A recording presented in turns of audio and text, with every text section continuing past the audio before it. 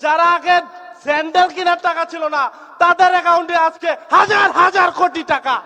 এই ঐতিহ্যবাহী মুহূর্তে গভীর শ্রদ্ধার সাথে স্মরণ করছি বিগত 17 বছর স্বৈরাচার বিরোধী আন্দোলনে সকল গুম, খুন, হত্যা এবং নির্যাতিত নিপীড়িত সমস্ত বিপ্লব বীরদের, যাদের আত্মত্যাগের বিনিময়ে আজকের এই বাংলাদেশ।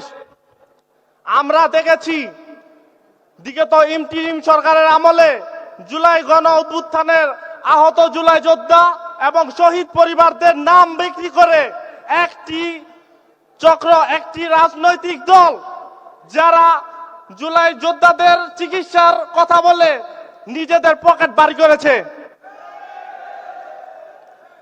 আমরা দেখেছি এই শহীদ পরিবারদের নাম বিক্রি করে যারা নিজেদের পকেট বাড়ি করেছে। আমরা দেখেছি জাতীয়তাবাদী ছাত্র দল, বাংলাদেশ জাতীয়তাবাদী দল, তারা কখনো জুলাইকে বিক্রি করে নাই, তারা জুলাইকে ধারণ করেছে। আজকে এই ঐতিহ্যবাহী স্মরণ সভায় আমি আমার সেই প্রিয় সহযোদ্ধা শহীদ তাওহিদুল আলম জিসানের কথা স্মরণ করছি, যিনি স্বৈরাচার খুনি হাসিনার পেটুয়া বাহিনী আমাকে যখন অন্যায়ভাবে অ্যারেস্ট করে, ওই মুহূর্তে আমাকে যখন গুলি করা হয়, সেই তার নিজের জীবনকে বাজি রেখে আমাকে স্বৈরাচারের সন্ত্রাসীদের হাত থেকে বাঁচানোর জন্য নিজের জীবনকে বাজি রেখে স্বৈরাচারের সন্ত্রাসীদের কাছে নিজেকে হ্যান্ডওভার করেন।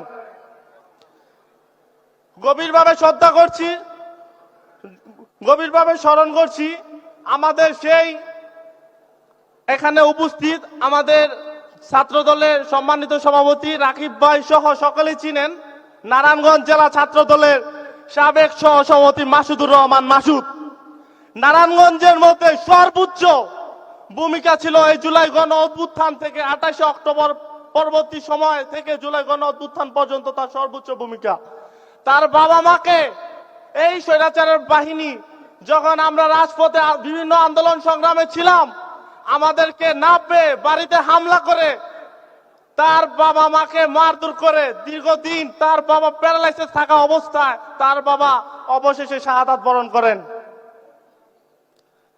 আমি স্মরণ করছি আমার সেই জুলাই গণ অভ্যুত্থানের সেই শহীদদের, যাদের আত্মত্যাগের বিনিময়ে আজকের এই স্বৈরাচার মুক্ত।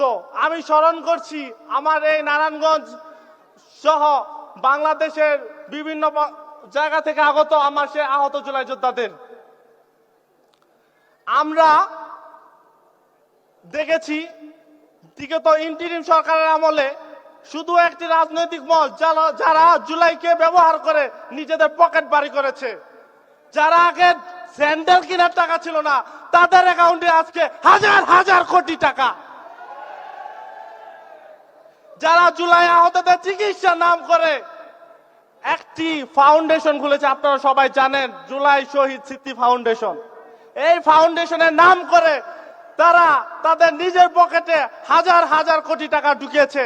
আমাদের জাতীয়তাবাদী দলের কোন নেতাকর্মী যদি চিকিৎসা বা যে কোনো সুবিধার জন্য গিয়েছে, তাদেরকে বিভিন্ন ধরনের ট্যাক্স দিয়ে তাদের উপর অমানবিক অত্যাচার করেছে।